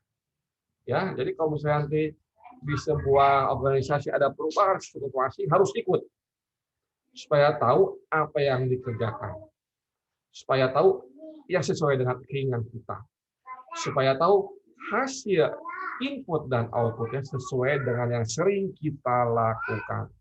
Kalau enggak, kenapa? Nanti akan menjadi masalah di kemudian hari. Bisa jadi kitanya dipecat karena nggak bisa ikut dengan sistem yang ada, atau sistemnya dibuang, dan itu buang-buang uang. Kemungkinan kalau kita bukan pemilik, pilihan pertama sih yang akan dipakai, mengganti orang yang susah belajar dengan orang yang mau belajar atau tahu sistemnya bekerja gimana. Ya, jadi harus aktif juga di sini. Oke. Untuk mendefinisikan masalah atau analis, kita masuk ke yang namanya analisa dan perancangan. Ya, di sini kita akan mengidentifikasikan kebutuhan dalam sebuah sistem apa. Terus gimana sih arus datanya, arus informasinya itu harus diketahui oleh penggunanya atau manajernya. Apa aja yang harus diketahui, bisa diawali dengan identifikasi apa yang ada di sekitar kita. Contohnya gimana? Di sini. Pertama, apa yang harus dipunyai sistemnya untuk siapa saja. Kita ambil lingkupnya itu laboratorium ya. Yang harus dipunyai sistem apa? Dia harus punya fitur registrasi pasien, penyimpanan data registrasi ke database, memproses hasil, mengambil hasil dari sistem sekaligus otomatis, menyimpan hasil buat laporan. Nah, ini fungsi intinya. Nah, ini harus tahu sistemnya bisa apa aja. Dan sistemnya untuk siapa ya? Sistemnya untuk yang orang-orang yang ada di laboratorium itu yang pertama. kemudian untuk pasiennya, dan untuk pimpinan. Itu kita harus mendefinisikan itu. Nah, selain ada fitur utama, ada juga kita bisa menambahkan fitur tambahan. Yaitu misalnya tadi, oh saya biar bisa berkompetisi, hasil labnya dikasihkan langsung via WA atau via email atau via SMS ke pasien. Terus atau bisa juga gini, misalnya kan sekarang ada yang namanya itu akreditasi rumah sakit ya, atau akreditasi lab. Nah, mungkin format laporannya itu berbeda antara yang internal perusahaan dengan yang ada di pemerintah. Nah, diharapkan ini sistemnya misalnya bisa jadi laporannya sesuai format pemerintah. Ada juga interface HL7. Nah, saya nggak tahu nih, HL7 apaan ya? Alat di TLM bukan itu HL7? Atau istilah apa itu HL7? Ada nggak? Ada yang tahu? Oke, ini saya dapatnya dari Ibu Dias ya. Nggak tahu HL7 itu apa ya. Oh ya, ada HL7 ya udah. Oke. Berikutnya ada juga rekam medisnya. Nah, ini sebagai fitur tambahannya. Ini contoh yang mungkin terjadi di sebuah laboratorium, dan seorang TLM harus tahu ya ininya fitur-fiturnya apa. Dan diharapkannya juga nanti ketika berkonsultasi dengan spesialis teknologi informasi, ini tahu juga yang namanya alur kerja. Jadi misalnya kita punya alur kerja penerimaan pasien seperti ini nih. Mulai setelah pemeriksaan melakukan pendaftaran. Setelah itu apa? Setelah itu akan mengecek si karyawannya ini, atau dari pihak rumah sakitnya akan mengecek status karyawan, terus melihat ada data pasiennya atau enggak, atau ini ada diskon. Kalau misalnya dia rutin berarti dapat diskon. Nah, terus kalau misalnya nggak rutin, biasa ya menampilkan ada data pasiennya, dokter, dan pemeriksaannya. Kalau misalnya data belum ada, diinputlah data pasiennya itu. Setelah selesai, disimpanlah transaksi pasien itu di rekam medisnya. Setelah itu membuat bukti pembayaran, dikasihkan ke pasiennya, pasien membayar dan melakukan pembayaran. Nah, ini adalah cara kerja manualnya. Ini kalau dapat ini dari tadi fitur, kita dapat dari fitur ya, fitur registrasi pasien. Kita bisa bikin alurnya seperti ini udah enak banget. Ini nanti hal ini akan dikasihkan kepada orang TI-nya. Kalau dengan orang TI, ini akan dibuat contohnya ya, yang ini akan menjadi form paling depan. Ini bisa digantikan kalau misalnya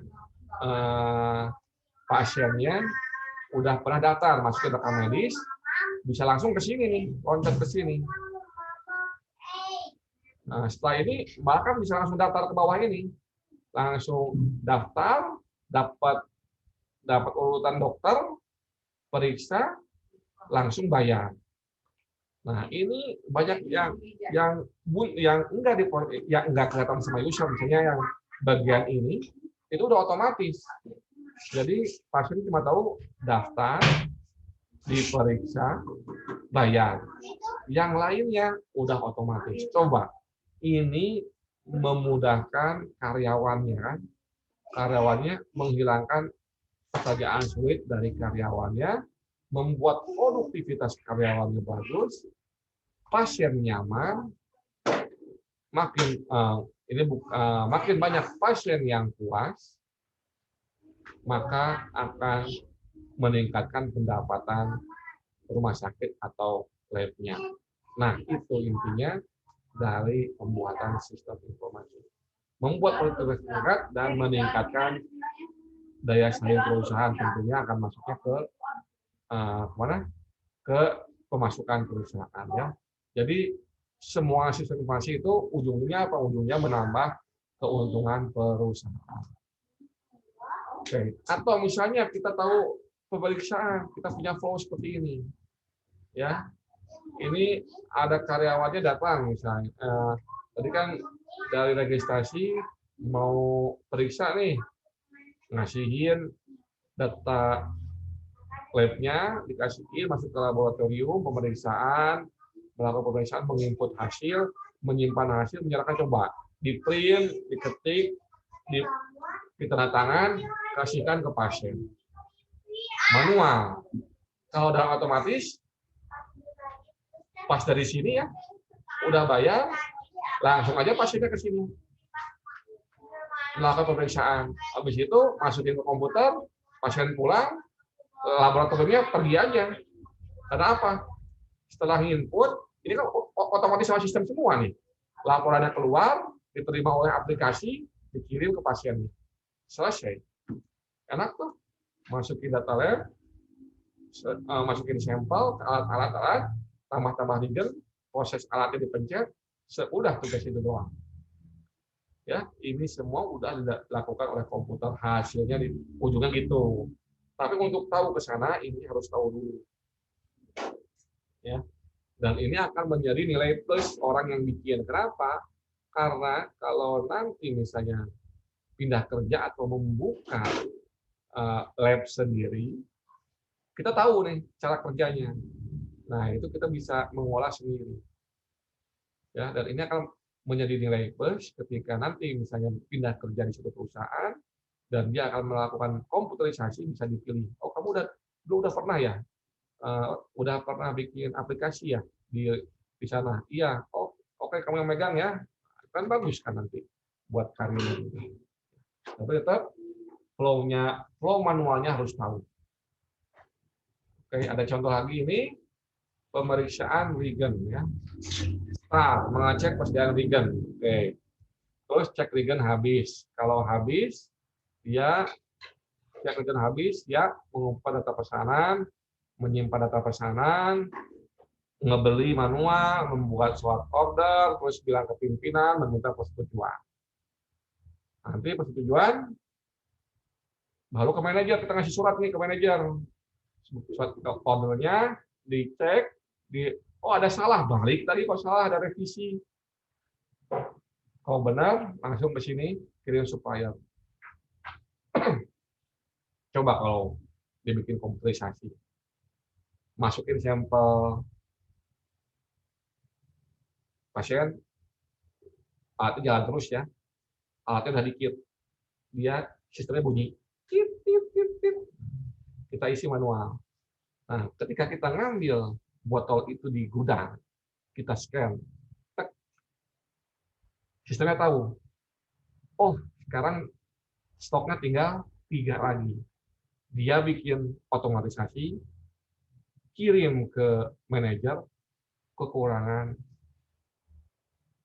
bahan sudah mau habis. Apakah perlu validasi? Kalau sistemnya bagus, tidak perlu validasi karena pasti benar. Ya, tinggal nanti manajernya klik OK, langsung otomatis ke supplier. Bayangin, ini nggak perlu lagi. Kita malah nggak perlu lagi dari awal, kita nggak perlu. Kita tinggal duduk, tugas kita masukin sampel, selesai itu aja. Nanti ketika sistemnya habis, kita bawa botolnya di scan, ketika di scan itu udah sistem jalan. Dia ngecek reagen habis, cek gudang, kalau habis dia langsung bikin surat persetujuan ke manajer oke, langsung kirim pesan ke supplier. Selesai. Nah, enak sekali. Tapi kita sebagai orang PI harus tahu ininya. Kalau kita nggak dikasih tahu ininya, nggak bakal jadi. Ya, harus tahu ininya, kita akan olah lebih lanjut. Oke, ini ada juga yang penerimaan reagen ya. Barang datang, masa kita petugasnya harus ketemuin orangnya, ya, ketemuin orangnya, terus tanda tangan surat apa? Surat jalan, barang udah sampai, barang udah keterima. Oh kan nggak enak begini. Itu kan bukan pekerjaan utama PLM toh. PLM kan memeriksa sampel doang. sampel dan mengolahnya gitu ya. Nah ini kan coba kalau otomatis, kalau udah tahu begini, ini serahkan ke TI, datang tuh barang dari supplier, bagian pergudangan yang ngurus, pakai scanner, tak tak tak, simpan gudang. Kalau TLM nggak perlu tahu, pokoknya kalau saya regen habis, saya ambil ke gudang pasti ada, selesai, ya kerjanya lebih mudah, ya. Oke, ini apa ini? Oh, ya, jadinya itu sangat sangat sangat sangat membantu sekali dan membuat mudah petugas semuanya, ya semua pihak menjadi mudah. Nanti ketika diterima pembayarannya gimana? Pembayarannya pakai otomatis saja, pakai transfer otomatis. Buat suppliernya pun oke. Oke. Nah itu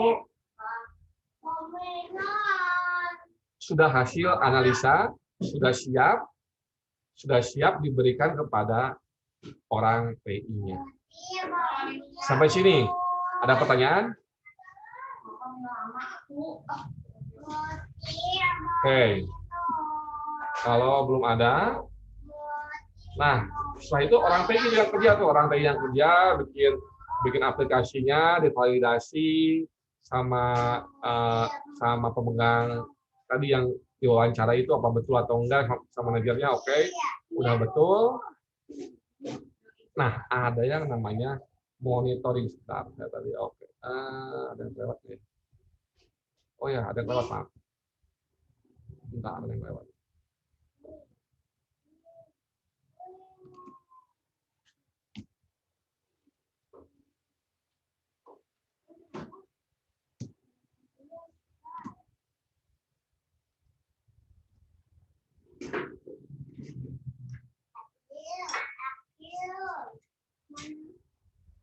Nah, setelah tadi sistemnya jadi, orang TI mendapat semua inputan dari seluruh stakeholder, jadi di testing. Nah, di testing ini balik lagi ke bagian unit-unit yang barusan diwawancarai. Di sini ada dua cara testing. Yang pertama namanya white box. White box testing itu testing yang dilakukan oleh orang yang tahu bagaimana sistemnya bekerja. Tadi ya, yang ngasih sistem flow-nya itu, nah itu orang yang melakukan white box testing.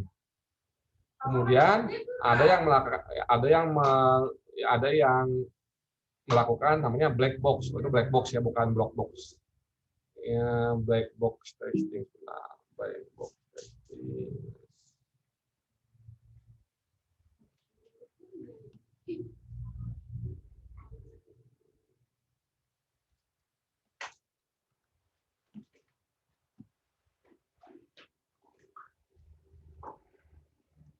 Ya, yang namanya black box testing, black kan gelap ya. Jadi ini tes dilakukannya oleh orang-orang yang nggak paham tentang bagaimana sistemnya bekerja, disuruh cobain. Nah, ini kan kalau orang yang paham sistem bekerja kan tahu, oh ini hasilnya begini, hasilnya begini. Nah, yang orang awam ini dia bisa melakukan apa aja. Ini sistemnya kuat atau enggak. Nah, kalau sistemnya oke, berarti udah selesai. Jika semua tes ini dilewati, berarti validasi dari konsultan TI sudah selesai. Sekarang akan dilakukan penerapan dan penggunaan dan penerapannya. Nah, bagi orang PLM atau bagi orang yang manajer, itu saatnya melakukan yang namanya monitoring. Ya. Monitoring itu apa? Monitoring itu melihat apakah yang dilakukan ini sesuai dengan harapan atau rencana awal enggak gitu. Ya, apakah hasilnya bukan apakah hasilnya sesuai dengan yang diperlukan oleh penggunanya, apakah ada yang kurang, apakah nanti efektivitasnya akan meningkat. Nah, di sini di monitoringnya akan dicek. Jadi kan percobaan tuh oke, oh ini bisa jalan bisa enggak. Nah, ini pengecekan itu atau monitoring ini dilakukan oleh eksternal dan internal ya. Eksternalnya itu bisa dilakukan oleh yang punya program TI-nya bisa, atau ngambil orang luar lain untuk supaya dapat masukan yang objektif bisa. Ada juga dari internalnya, misalnya dari manajer laboratoriumnya melihat anak buahnya tuh melakukan pengawasannya. Oh, bisa nggak sih, benar nggak sih? Gitu. Oke. Kemudian ada juga pengawasannya langsung dan tidak langsung. Kalau langsung di tempat ngeliatin gitu, ngeliatin. Kalau tidak langsung gimana? Nanti lihat, bisa lihat dari hasil rekapannya. Oh, ini misalnya pegawai A itu nggak pernah masukin input. Oh, inputnya kok salah dengan yang hasil dari lab. Nah, itu bisa dilakukan di sini untuk pengawasan tidak langsung. Ya.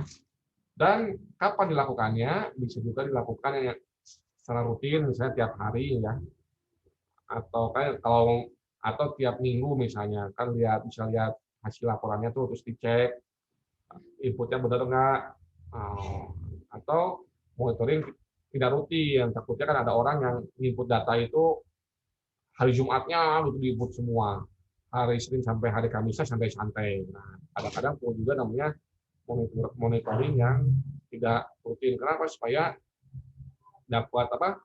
Dapat dapat sesuatu yang terlewatkan ketika melakukan monitoring ya. Nah, monitoring ini itu dilakukan terus-menerus sehingga apa? Sehingga kita melihat, oh ini efektif nih, ini ada yang kurang nih, oh ini efektif, maksudnya ini efektif atau tidak. Nah, setelah tahu itu efektif atau tidak, dilakukan yang namanya evaluasi ya. Evaluasi itu dilihat, oh ini kok efektif, apa yang perlu ditingkatkan, kalau tidak efektif, apa yang perlu diperbaiki. Ini akan kalau ini berhasil, nanti balik lagi ke siklus tadi ya, siklus tahap perencanaan. Ini definisinya silakan baca sendiri ya. Evaluasi melihat hasil keseluruhan, kalau bagus ditingkatkan lagi, kalau ada yang kurang diperbaiki. Nanti masuk lagi ke tadi tahap analisa ya untuk perbaikannya. Oke, di sini kita lihat apa aja yang membuat faktor evaluasinya itu. Yang pertama, ada yang kita tahu ada efektivitas atau pencapaian hasil dengan harapan ya, harapan tadi yang dari awal kita bikin. Terus apakah itu kinerjanya lebih baik? Berikutnya efisiensi ya, ujungnya apa? Ujungnya tetap ke ini apa?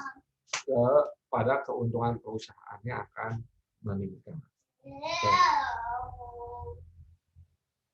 Ada berapa macam sih pendekatan evaluasi itu?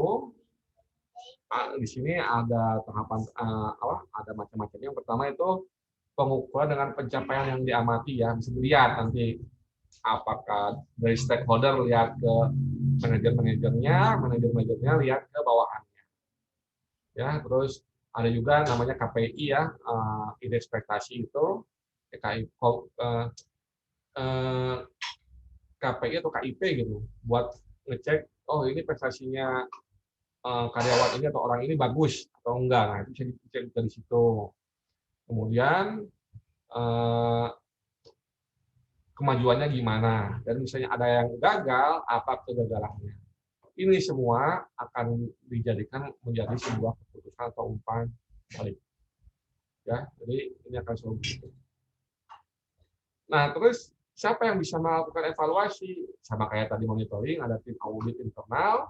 Ini supaya tahu benar nggak sih di dalamnya udah berjalan dengan benar. Dan tim audit eksternal buat apa? Buat melihat secara objektif. Oke, kamu udah benar ngerjainnya, tapi tidak sesuai dengan standar prosedur yang ada. Efeknya apa? Mungkin nanti akreditasi lembaganya akan berkurang. Apa yang perlu dievaluasi? Bisa secara keseluruhan sistem, atau bisa fungsi-fungsi tertentu. Misalnya ada pengembangan di fungsi radiologi, ya di bagian itu aja yang dievaluasi bisa. Atau misalnya ketika dicek semua itu kok cuma bagian farmasi yang ada masalah. Nah, di situ yang dievaluasi bisa. Jadi tidak perlu semuanya. Ya. Nah, apa ini perbedaannya? Kalau kita tahu, monitoring ini akan dilakukan secara terus-menerus. Ya pasti bos itu akan melihat bawahannya terus-menerus ya. Evaluasi itu baru per periode misalnya. Kemudian apa yang diukur? Kalau monitoring itu outputnya dan prosesnya, benar nggak sih output prosesnya? Kalau evaluasi, dampak jangka panjang. Siapa yang terlibat? Monitoring itu misalnya orang dalam, kebanyakan orang dalam. Kalau evaluasi orang luar dan orang dalam. Orang luar itu akan memberikan masukan yang objektif tadi ya. Sumbernya orang dalam, kalau evaluasi ya internal eksternal.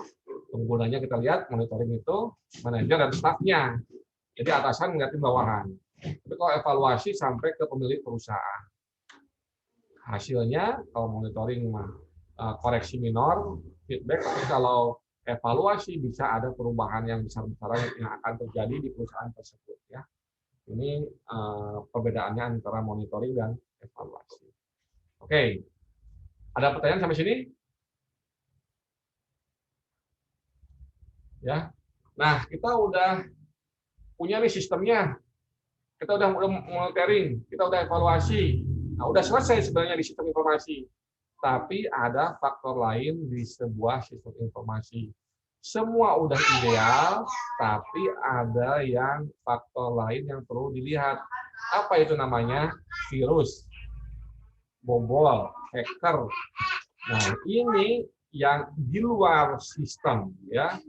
Jadi untuk menghindari orang-orang yang tidak bertanggung jawab, kayak kemarin ya data BPJS jebol ya. Nah itu kita mikirnya tuh dalam sistemnya doang. Kita tidak boleh bikin sistem, tidak boleh mikir hanya dalam sistemnya doang. Tapi kita harus mikir di luar itu. Nah itu perlunya yang namanya pengamanan dan pengendalian.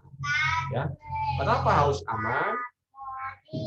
Karena itu yang pertama itu di mana itu adalah sifatnya rahasia. Ya, karena sistem informasi itu rahasia perusahaan di situ. Anda coba kalau itu datanya bocor.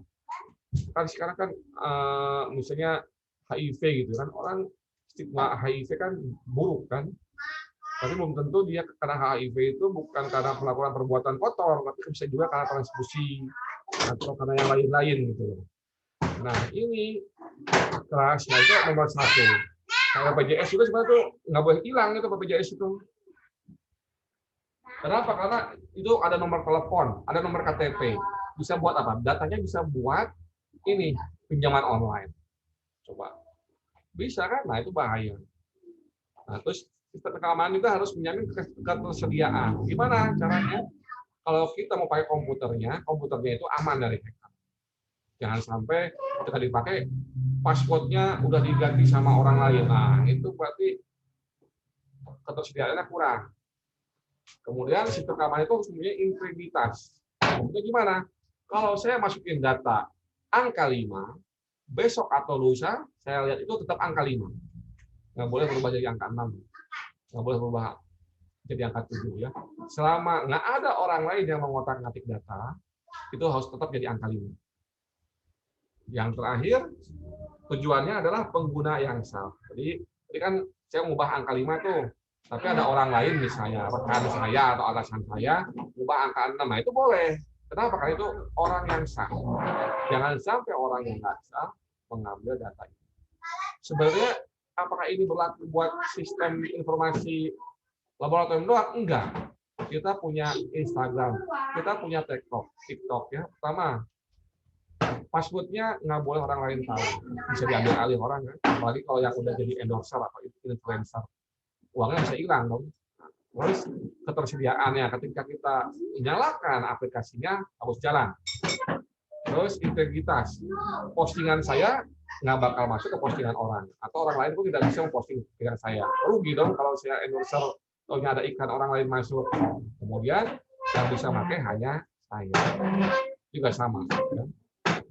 Nah, untuk ini terjaga, apa yang dilakukan? Ada yang namanya lakukan pencegahan. Itu supaya datanya tidak hilang, tidak rusak, hilang atau dicuri. Ada juga pengobatan ya untuk virus, bom atau ada keamanan yang bolong. Ada juga ini dapat dari mana? Ada dari dua ancaman. Ancaman yang aktif yaitu orang yang emang ingin ada orang ingin merusak data itu, atau ancaman pasif misalnya dari sistemnya itu error atau salah orang, kesalahan manusia atau bencana alam ya. Ini harus bisa dilihat. Kenapa? Karena kalau aktif berarti kita harus penanganannya beda gitu dengan yang pasif. Ya, dan misalnya pasif kegagalan sistem, berarti kita harus punya backup sistem. Kesalahan manusia, berarti kita bisa ngelatih orang. Bencana alam, berarti kita harus bikin server di tempat lain misalnya, yang beda tempat. Nah, itu beda. Dan kalau yang aktif kita siapin orang atau siapin software yang bisa nangkal itu semua. Nah, kita harus tahu dulu ancamannya apa. Oke, setelah tahu itu udah selesai sebetulnya. Nah, ini saya kasih ancaman dan serangan yang mungkin biasanya terjadi dan mungkin juga bisa dialami oleh seseorang, ya. Misalnya apa? Ada yang namanya intrusion, yaitu komputer atau HP kalian digunakan untuk menyerang website orang lain. Nah, ini bisa juga kalau kita punya game ya, gamenya gratis misalnya. Tahunya itu gamenya itu nge-trigger permintaan uang terus ke bank. Nah, itu bisa dapat, bisa jebol kita. Atau denial of service. Itu gimana? Itu kita misalnya mau login di Unisa atau mau absen, taunya nggak bisa masuk terus. Kenapa? Karena ada orang lain yang di sistem penjadwalannya itu. Nah, itu namanya denial of service. Kemudian ada yang namanya joyrider. Ini ada orang, ingin ngisengin, nah dia punya kesenangan ketika menyerang sistem orang gitu loh. Itu namanya joyrider. Kemudian ada juga vandal ya, masuk ke sistem orang lain dirusak. Nah, itu nggak bisa. Ada juga yang namanya hijacking ya, kita ambil komputer orang. Misalnya orang lagi ngetik, loh kok ngetik sendiri itu HP-nya atau komputernya, itu di hijacking namanya. Nah, ini ada juga gini.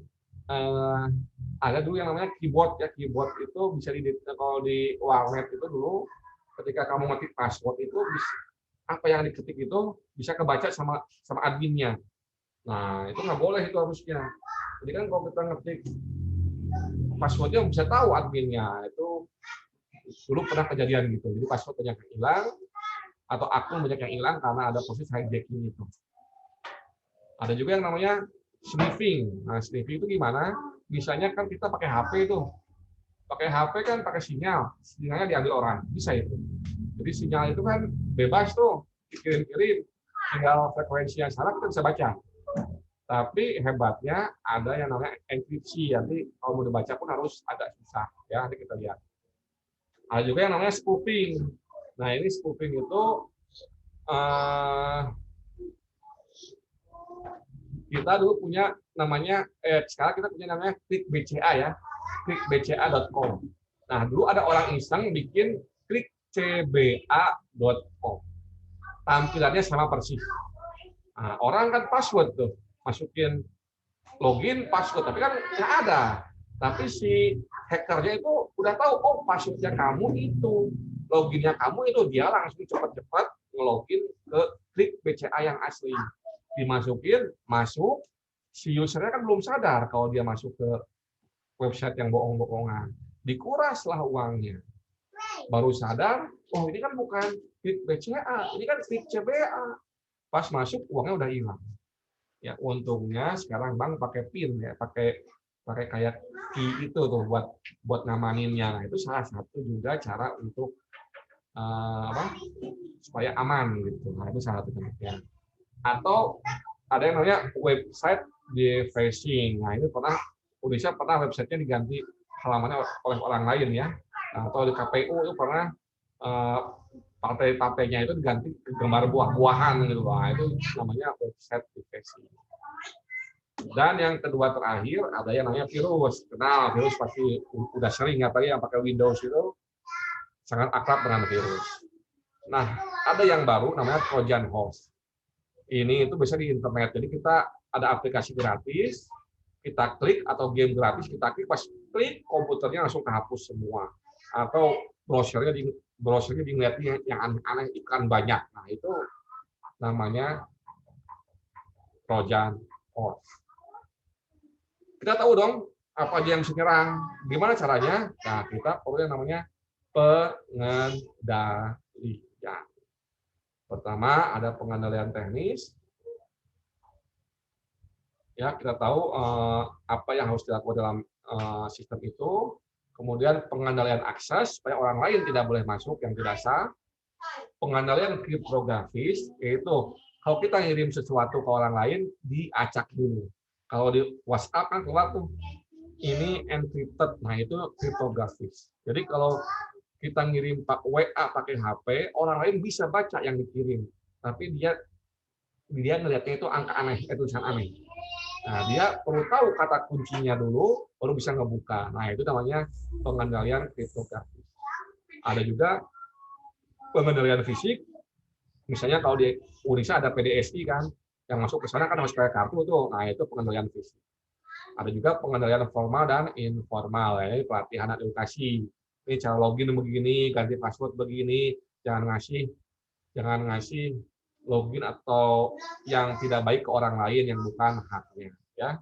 Itu udah. Jadi ini semua ke belakang kita udah mempelajari dari awal pembuatan sistem, kemudian perancangan sistem udah jadi, ditesting, diterapkan, digunakan, dimonitoring, dievaluasi, dan dijaga. Sudah, kalau bisa gini, bisa pegang jabatan CTO, ya, Chief Technology Officer, atau yang megang teknologi di sebuah perusahaan. Kalau sudah bisa melakukan ini semua, ya. Jadi diharapkannya orang PLM yang tahu teknis, ya. Jadi misalnya nanti ada orang TI datang gitu konsultasi dengan PLM minta konsultasi, jadi udah nggak bisa di ini ya, nggak bisa diremehkan gitu loh. Oh, ini ada virusnya komputernya. Nah, ini kan bisa bilang ini, mana virusnya? Nggak ada efeknya. Ini buktinya saya punya antivirus. Nah, ini diharapkan segitu ya. Jadi jangan hanya, oh ini ada malware-nya. Buktinya mana malware-nya? Dapat dari mana malware-nya? Efeknya apa? Jadi harus tahu gitu. Jadi jangan datang, nanti tahu-tahu diinstal ulang ya komputernya ya. Belum tentu itu masalah. Ya, diharapkan itu nanti ketika udah kelar dua materi ini, jadi lebih tahu, oh nanti kalau saya di waret harus cek hati-hati nih. Ini keyboardnya ada ininya nggak sih? Ada hijacking-nya nggak nih? Atau masuk ke website misalnya Bank Syariah Indonesia. Oh ini bsi.com atau bis.com nih. Nah itu kita tahu pencegahan itu diharapkannya ya. Nah, meningkatnya apa? Meningkatnya itu bisa memperbaiki hal-hal yang dasar, kayak tadi ada virus, ada trojan, terus ada website device, tahu gitu. Oh ini kok website Unisa kok beda ya tampilannya. Oh ini kena website defacing misalnya. Jadi jangan bingung. Oh ini kok websitenya hilang. Nah, oh ini kena website defacing, atau misalnya nanti di tempat wifi terbuka, oh saya jangan masuk ke website yang nggak ada HTTPS-nya. Kenapa? Kalau kita masuk ke website yang ada HTTPS, berarti itu nggak diacak kodenya. Nanti kalau kita di wifi yang gratisan, takutnya data kita diambil. Nah, itu kita bisa menghindari ya. Dengan belajar ini kita tahu, oh, berarti kalau kita punya password jangan dibagiin ke orang. Terus kalau punya tanggal ulang tahun jangan dilihatin di medsos.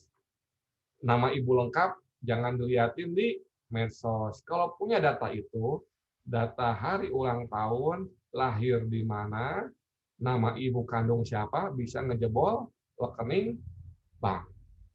Ya, karena di bank katanya siapa? Maaf, ibu kandungnya siapa? A. Oh, lahirnya kapan? Februari. Terus lahir di mana? Di sini. Oh ya, datanya cocok Pak. Sebentar ya. Bapak mau ngapain? Mau transfer uang. Udah deh.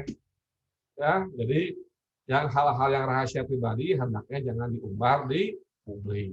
Ya, makanya kalau saya di medsos nggak pernah kasih tanggal lahir yang asli. Ya, karena itu sangat berbahaya sekali buat keamanan. Oke, ada pertanyaan?